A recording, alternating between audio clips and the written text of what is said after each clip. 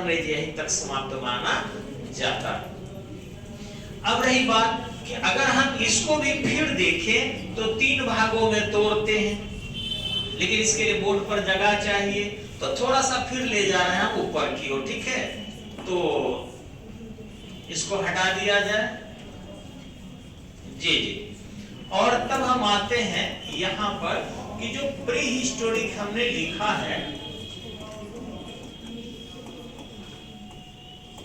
Pre historic as यानी पूरा पाषाण काल, पूरा पाषाण काल या प्रागैतिहासिक काल, ठीक है।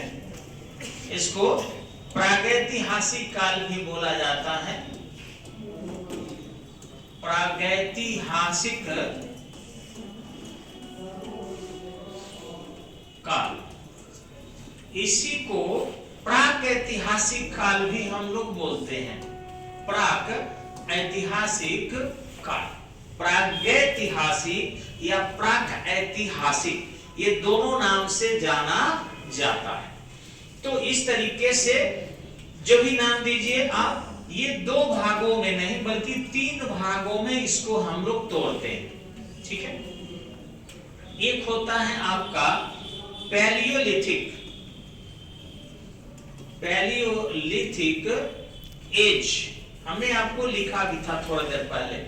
ये दूसरा होता है आपका मेसोलिथिक एज, और तीसरा होता है आपका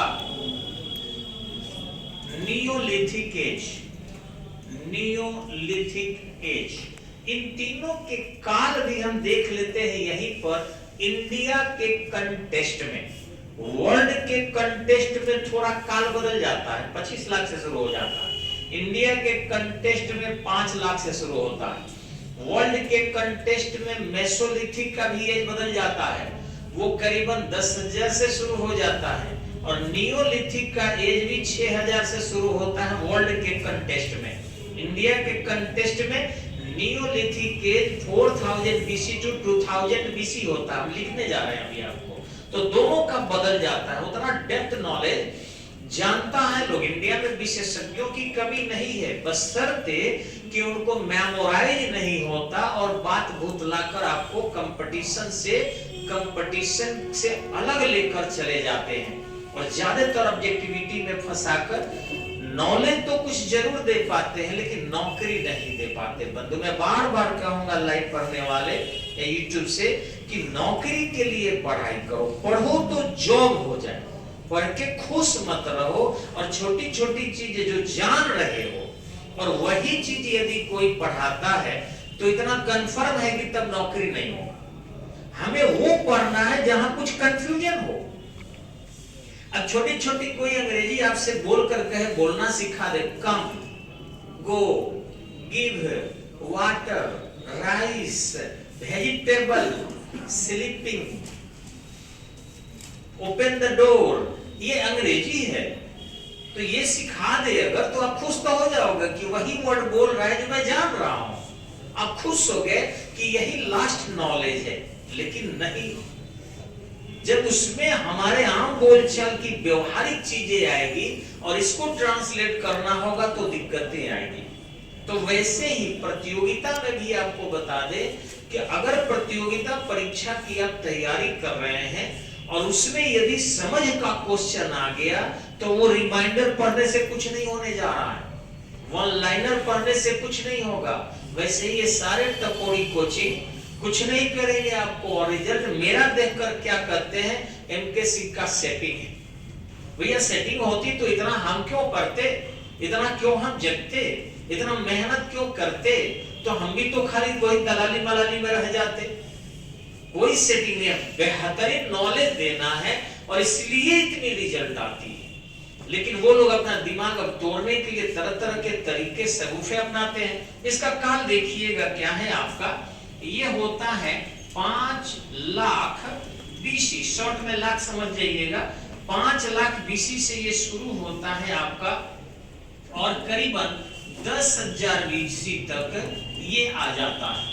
5 लाख BC से 10,000 TH लिखा हूं मैं, 10,000 BC तक आ जाता है।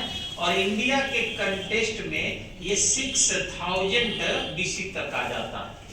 यहां देखेंगे आप तो इंडिया के कंटेस्ट में आपका 6,000 से, लेकिन विश्व के कंटेस्ट में 10,000 BC से 6,000 BC तक 10,000 BC से 6,000 BC तक आता है। 6,000 लिख रहे हैं, उतना आंकड़ा लिखने में आपको ज्यादा लगेगा। और इंडिया के कंटेस्ट में आपको 6,000 BC से लेकर और 4,000 BC तक आ जाता है। और इसी ढंग से नियोलिथिक में देखेंगे, ये 6,000 BC से लेकर, ये वर्ल्ड के कंटेस्ट में है आपका, और 4,000 BC तक आता है। और इंडिया के कंटेस्ट में 4,000 BC से लेकर और 2,000 BC तक आता है। ये इंडिया के कंटेस्ट में है। लेकिन सारण में आपका चिरांद 1,000 वर्ष पुराना भी साक्ष्य प्रस्तुत करता है। यानी कुछ नवपाषाण काल के बाद भी नवपाषाणिक जैसा ही जीवन लोग जी रहा था। तो चिरांद से जो साक्ष्य मिला है, चिरांद वाला, वो मात्र आपका 1,000 BC का है। फिर भी उसको हमारे इतिहासकार नियोलिथिक एज का कहते हैं। कारण है कि वह, जैसे आज ही देखिए कि कुछ लोग हेलीकॉप्टर से जा रहा है और आ रहा है, और कुछ लोग आज भी बैलगाड़ी पर चल रहा है। पैरेलल चीजें दिख रही है कि आज भी लोग बैलगाड़ी से और एक तरफ हेलीकॉप्टर और जहाज से। तो वही चीजें हैं। भारत में ही कई जगह पर दूसरे सभ्यताएं आ गई थी, संस्कृति आ गई थी, लेकिन यहाँ पर आपके चिरांद जो जगह है आपके डोरीगंज के पास, वहां पर अभी भी नवपाषाणिक जैसा ही सारी चीजें थी। अब थोड़ा सा और कर लेते हैं हम, जब हो ही रहा है, समय आपको ज्यादा लग रहा है, जान रहे हैं कि बैठे बैठे वीडियो पर आंखें दुख रही होगी आप लोगों की, लेकिन क्या करें, इस नॉलेज को थोड़ा सा ले ही लेते हैं। तो जो हमने प्री हिस्टोरी कहा था उसको हमने 3 भागों में बांटा, पैलियोलिथिक, मेसोलिथिक, नियोलिथिक। इस पैलियोलिथिक को भी फिर 3 भागों में बांटा जाता है। पैलियोलिथिक जो एज है, ठीक है, इसको भी 3 भागों में बांटा जाता है। एक है lower palaeolithic age, lower palaeolithic age. अब जो ये